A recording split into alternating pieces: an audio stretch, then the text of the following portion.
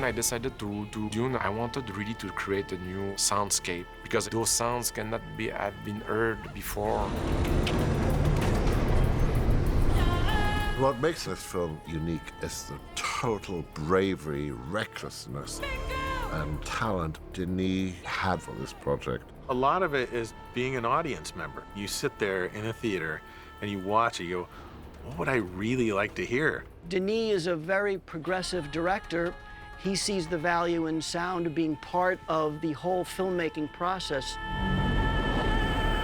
Because in Dune, rhythm is everything.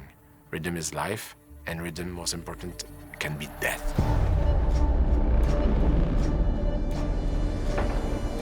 Usually sound is in what's called post-production, but Denis recognizes the value of developing the soundscape as he's shooting the film and as Joe Walker, the editor, is developing the cut. So I was collaborating while we were filming.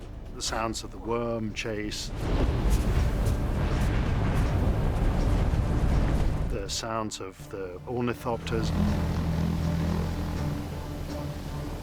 All these were being developed in tandem with the filming process. And I wanted, as an editor, to be able to build that sound world into this film right from the outset and bake it in to the cut.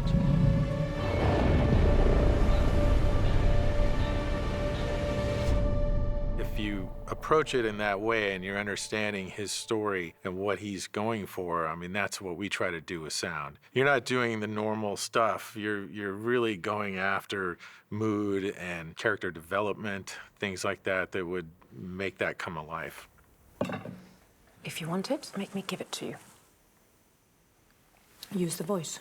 I think the voice was a big challenge because it had to sound like a real thing. It had to sound natural and not like a synthesizer effect. We came up with this idea of summoning the voices of their ancestors, which would be brought out as he tried to summon his own voice. Give me the water.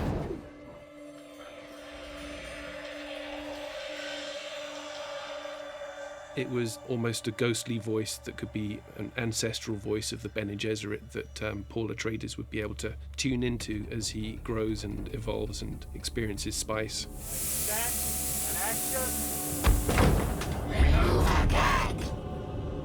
But I don't think we ever fully felt comfortable with it till maybe the last few days of the sound mix. We were in process for the longest period of time on creating the voice.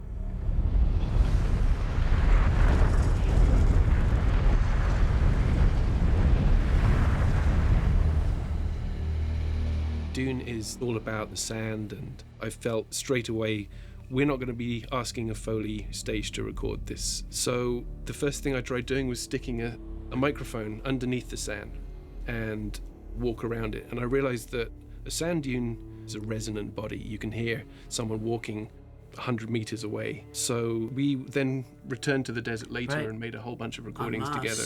Yeah, we spent an entire day in the desert. Theo, in those early experiments, had captured what we found was a really novel sound that most people aren't aware of, and that is that sand itself in large masses at the right humidity and temperature makes these beautiful whale-like groans. And it almost makes the desert like it's its own character because it has a voice, and we wanted to bring those kinds of sounds to the movie. So it's really about what does the film need, and that has to be on the top, that carries the day.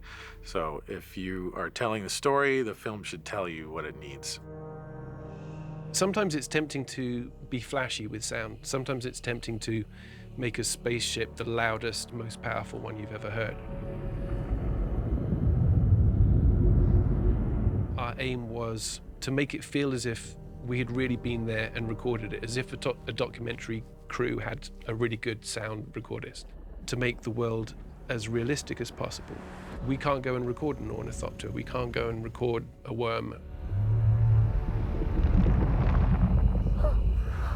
So we have to design those things, and that brings an aesthetic to the film. It brings a tone to the film, and the tone that we were going for was realism. That's a tall order for us, to create this fake reality. It was always trying to kind of balance sound design and music. You don't really know where one ends and the other begins in this film.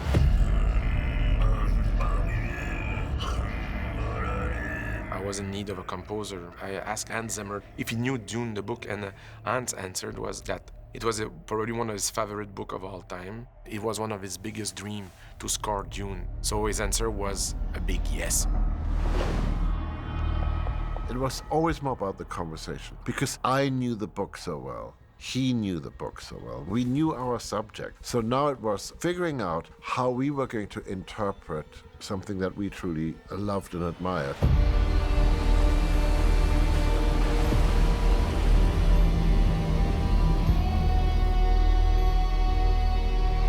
Hans was experimenting, and he did tons of experiments. They created even instruments. He wanted really to put himself in danger trying to define a new musical language.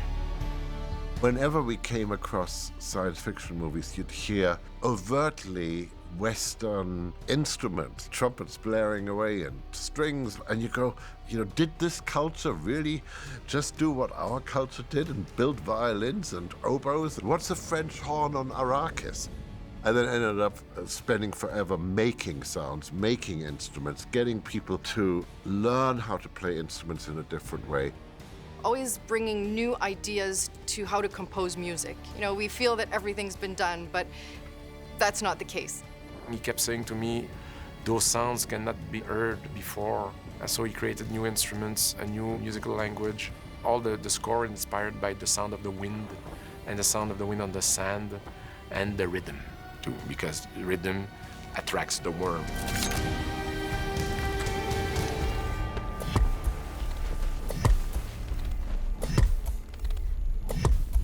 There's a rhythm that keeps recurring in the movie, and that is truly not playable by human beings.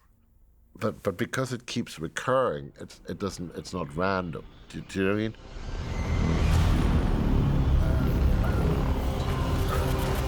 It's designed. It just doesn't make sense. It's not supposed to make sense. And it was recording a person in a way that you can't normally record them, and treating each syllable separately and differently.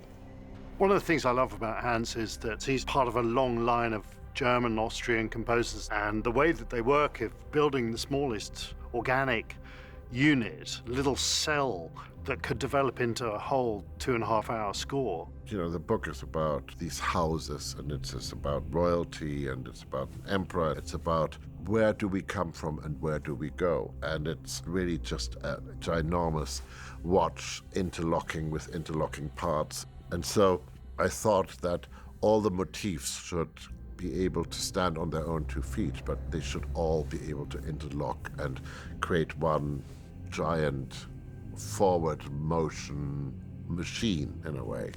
Not just a sonic world, but a thematic world.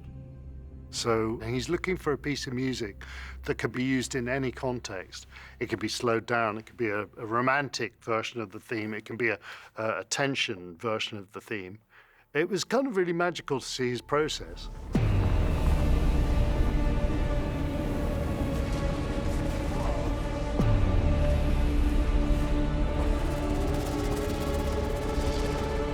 Part of what I love about the score is how unfamiliar it is. What he did, especially with the voice and understanding sort of where the voice comes from and the ancestors and these different cultures and the blending of these different worlds, it's incredibly exotic, it's emotional, it's intense, it is wholly original and very specific to the film. Okay, let's try one, okay? 1, 2, 3, 4.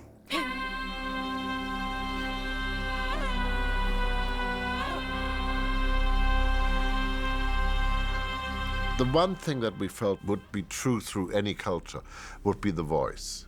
We developed our own language and then made those poor singers do truly impossible things. Keeping my spot is the hard part. But luckily, Laura Kotler is one of our singers, the great Lisa Gerrard, Susie Waters. They're extraordinary perfectionists. When you throw the impossible at them, that's when they get excited.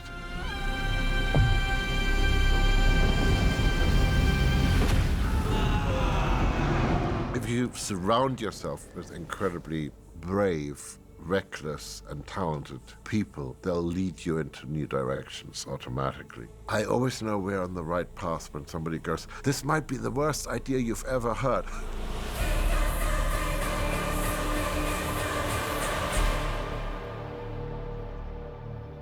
I think it's one of the best scores that Hans has ever written. It makes you feel something in different ways that, you know, a more traditional score would fail to do. I want the audience to come with us on this journey to this planet and to this world, which seems huge and vast and unfathomable, and then at the same time realize that it's all about the smallest and tiniest emotion, just like the desert is made up of grains of sand, and the music is just made up of grains of notes. And so rather than it being a massive blanket of sound, this is different. This is moving emotion.